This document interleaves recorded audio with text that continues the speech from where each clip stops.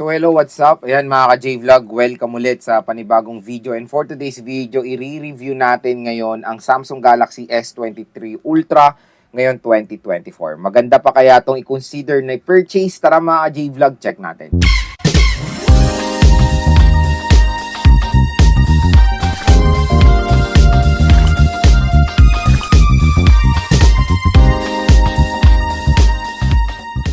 So yan, marami nagre-request nga na i-review natin ang Samsung Galaxy S23 Ultra ngayon 2024. At bago tayo mag-start, saan muna ba tayo bumibili ng mga legit na iPhone, Samsung at marami pang iba? Wala na iba kundi sa mga ni-recommend nating shop. Unang-una kay Ate Mayet sa CMB Gadgets, kay Ate Malin. Si Ate Malin, marami siyang mga S23 Ultra. PM lang kayo sa kanilang description. Nasa description box yung link ng kanilang mga FB pages. And of course, ZMB Cellphone Accessories. At yun nga, very expensive ito nung lumabas ng year 2023. Early 2023 lumabas ang Samsung Galaxy S23 Ultra na merong base model na 12GB 256. Yung 12GB 256 na ito is very expensive, 82,000 pesos ang SRP niyan sa Philippines. Pero yun, makakabili na lang kayo nito ng pre-love good condition na S23 Ultra dun nga sa mga nire-recommend nating shop. Makakuha na lang kayo ng 256 niyan for as low as 36 to 38,000 pesos. Pre-love na makikinis yan. Meron pa namang mga brand new pero Hong Kong variant. Ang SRP nun is 47,500. Yan sa nire-recommend natin shop sa Green Hills. May brand new pa naman yan. Pero iilan lang yan. Very limited at Hong Kong variant. Tapos pre-love ay marami naman po. Ganun ang presyo na lang. Very sobrang anlaki nung pre-nice drop kumbaga. And magdadalawang taon na rin ang S23 Ultra next year. Pero syempre, since lumabas sa S24 Ultra, marami na nag-o-option sa S23 Ultra kasi mas mura na siya at hindi naman ganun nagkakalayo yung specs niya sa S24 Ultra. I think yung main advantage ng S24 Ultra is of course yung chipset, Gen 3 versus Gen 2. And yung screen nag-iba lang, naging flat na kasi sa S24 Ultra na which is okay yan for me. And titanium build. Very few lang naman yung difference sila sa isa't isa. Kaya marami pa rin kinukonsider ang S23 Ultra kasi mas mura at powerful din naman siya. So, yung 512 niya, naglalaro yan sa 38 to 40,000 pesos. Depende na rin sa offer ng shop. Pero yon napakamura na lang siya compare sa kanya SRP. So, very expensive siya nun, di ba? And dito sa ating review, titingnan natin kung sulit pa bang i-purchase ang Samsung Galaxy S23 Ultra ngayon 2024. So, ito yung Samsung Galaxy S23 Ultra. So, yung form factor niya ay same na same din naman sa kanyang predecessor which is sa Samsung Galaxy S22 Ultra. So, matte glass. Meron tayo S22 Ultra. When it comes sa camera, tingnan nyo naman yung design. Pareho rin lang naman. Don't worry. Pero, same din na 200 megapixel sila. Ito, syempre focus natin. Napakaganda. At mas naging box type siya compare sa medyo curvy na S22 Ultra. Same din naman ng size. Weight is okay din naman. Hindi siya ganun kabigat. Sa gilid is aluminum frame na glossy. And sa right side is nandito yung kanyang power button and yung volume rocker. Ayan yung kanyang camera module. So meron tayo ditong ang daming camera rin ng S23 Ultra. Sa taas naman, ayan, meron tayong microphone. Sa left side, wala tayong makikita. Sa baba naman is yung kanyang stylus or yung S Pen.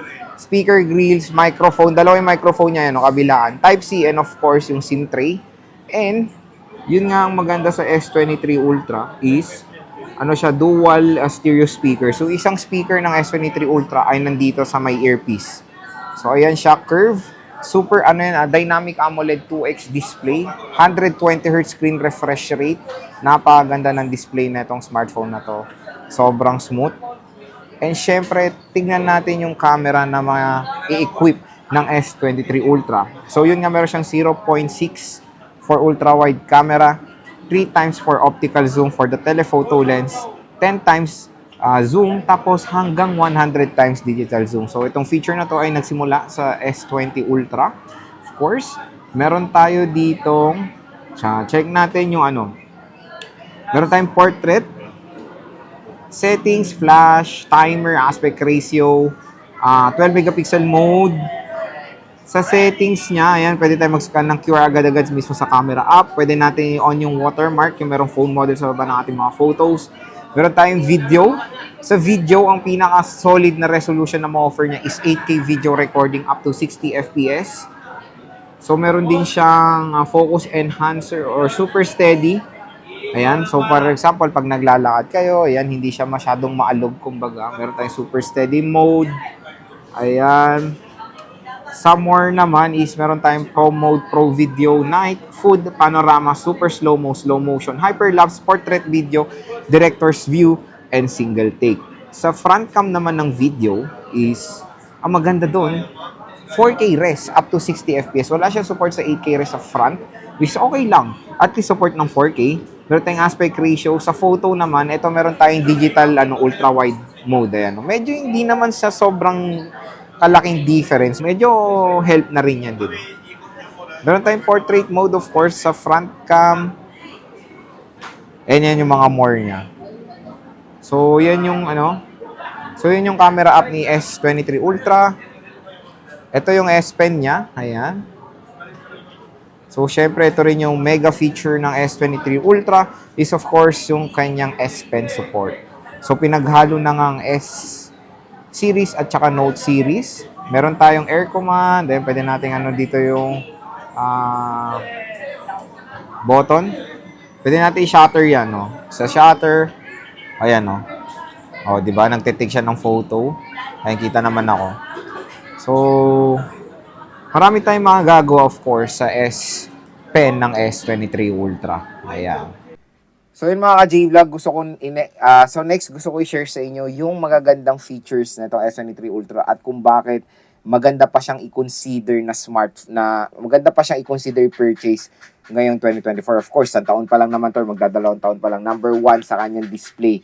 Yung display ang main advantage din nitong smartphone na to compare sa mga ibang competitors niya tulad na lang ng iPhone at yung mga ibang Androids. Yung kanyang gorgeous display, napakalaki ng display ng S23 Ultra na meron pang dynamic AMOLED 2X display, 120Hz screen refresh rate, mataas pa yung nits of brightness, at maganda pa yung protection ng kanyang glass, which is Corning Gorilla Glass Victus 2 protection. So, yun nga mga ka-J-Vlog, kung maglalaro kayo dito, ay sobrang may enjoy nyo yung viewing experience nyo.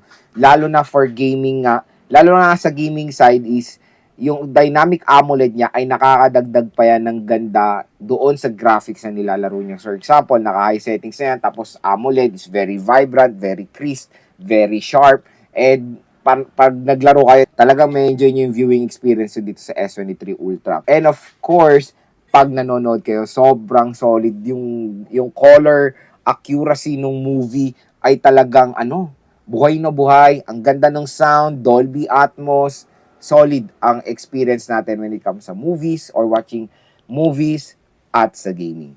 Number 2 sa chipset, main advantage of course sa Samsung Galaxy S23 Ultra is of course yung kanyang chipset na flagship, na powerful, Qualcomm Snapdragon 8 Gen 2 chipset ay isa pa rin napakalakas na chipset.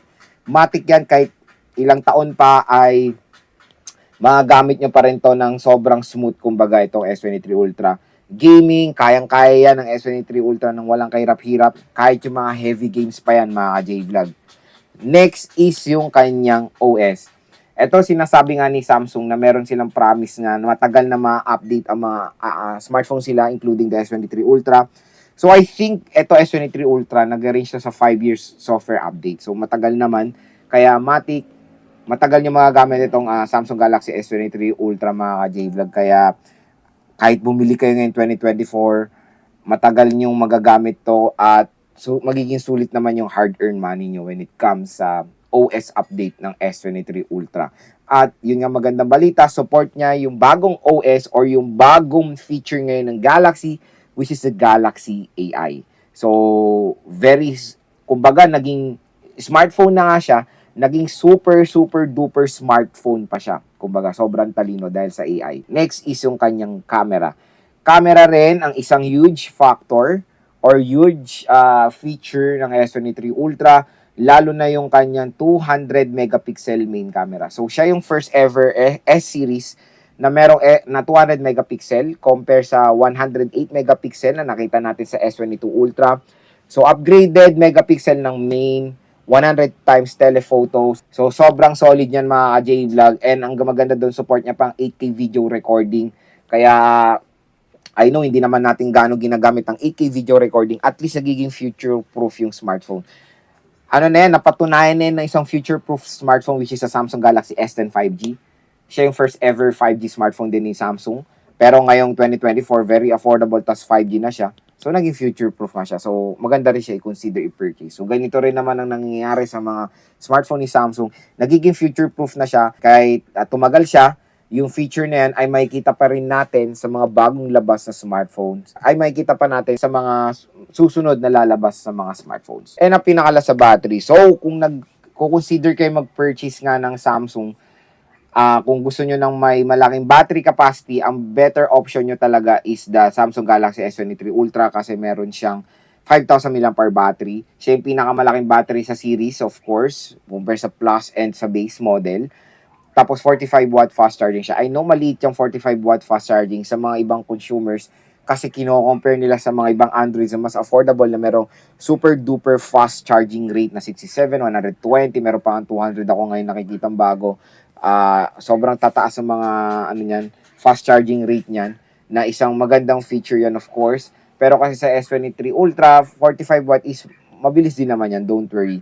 Yung 5,000 mAh in less than 1 hour full charge na yan, basta in a right charger, kumbaga. Kasi usually yung wala nang charger talagang S23 Ultra na ini-include.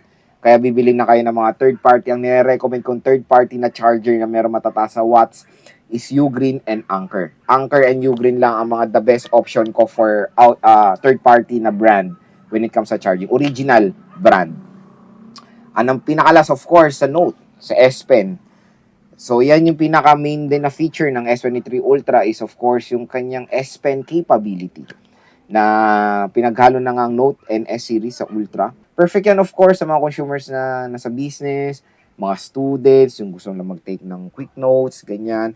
And hindi lang naman quick notes Marami rin tayong magagawa sa S Pen niya tulad na lang ng mga yung air command, yung pwede natin gawing shutter button, pwede tayong mag-doodle sa screen natin, pwede tayong mag-search gamit yung S Pen. So, maraming features yung S Pen na yan yung maganda ring advantage ng S23 Ultra compare sa mga ibang competitors niya na walang ganyang S Pen or stylus capability. So, ilang mga ka-J-Vlog yung mga nagustuhan ko na features ng S23 Ultra at kung bakit maganda na siyang i-consider i-purchase ngayong 2024.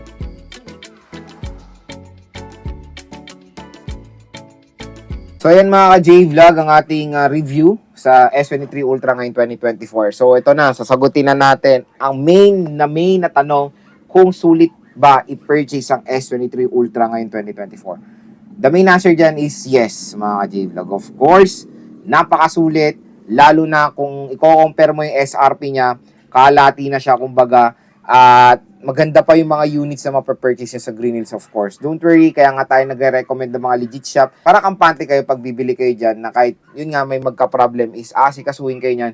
Kasi maganda yung after-sale service ng mga shops na yan. Kaya don't worry purchasing second hand. Kasi karamihan din ng mga units ko. Ito, yung yung ginagamit ko ngayon na bago kong smartphone, 15 Pro Max, second hand yan. Okay naman, di ba? Meron tayong mga ibang second hand, the S22 Ultra, Fold 3, Note S10, may S10 ako dito, second hand din yan or pre-love, napakaganda ng condition mga J-Vlog. Pero syempre, when it comes sa mga second hand, expect nyo na yung iba, may mga scratches talaga. Manage your expectation. Kung maghanap kayo ng super duper kinis, mag-brand nyo kayo. Kasi talagang makinis yun. Pag sa second hand, makikita nyo minsan may mga scratch yung display, mga micro scratches lang naman sa gilid. Pag mga deep scratch, sinasabi naman ng seller yan at mas binababaan pa nila yung presyo, kumbaga. Even mga dents, binababaan pa nila yung mga presyo niyan. Kung namimili kayo between the S24 Ultra and the Samsung Galaxy S23 Ultra, syempre I'll go for the S23 Ultra. Mas mura siya, hindi nga sila nagkakalayo ng features ng S24 Ultra kasi I think yung main star nung S24 Ultra nung in-announce is yung Galaxy AI na na-adapt din naman ng Samsung Galaxy S23 Ultra. Kaya don't worry, when it comes sa Galaxy AI, makukuha rin yan ng S23 Ultra. And ang layo rin, pag may pre-love tayong S24 Ultra, karamihan na presyo niya sa Green Hills 256 is 55,000. Malayo, almost 20,000 ang kanilang price difference. Siyempre, big deal din yung ganyang value of money, di ba? Kaya kung value of money rin ang iniisip nyo, at konti lang naman ng specs na pinagkaiba dun sa successor niya, maganda rin i-consider ang S23 Ultra i-purchase. Lalo na yung chipset niya is very powerful at matagal nyo pa yung magagamit sa market. At when it comes sa issue, ito, alam ko malaki issue ngayon ni Samsung when it comes sa green lines.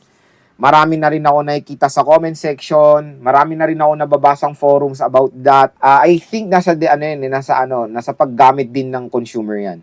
Kasi so far yung mga units ko naman dito is wala namang mga issue, especially yung Note, yung S22 Ultra. Nagkaroon ako ng isang green line issue sa Flip 3 na binili ko talaga yun may issue na. Yung binili ko yung Flip 3 na yon is medyo sira flex nun. Sira talaga flex nun. Aware na ako sa issue nun kaya nabili ko siya ng mas affordable. Nung ginamit ko yun is walang nangyaring green line issue doon. Pero nung binigay ko na siya doon sa 7-year-old ko na pamangkin, yung Flip 3 ko, after 1 week, nagka-green line na agad. So, yun din yung observation ko.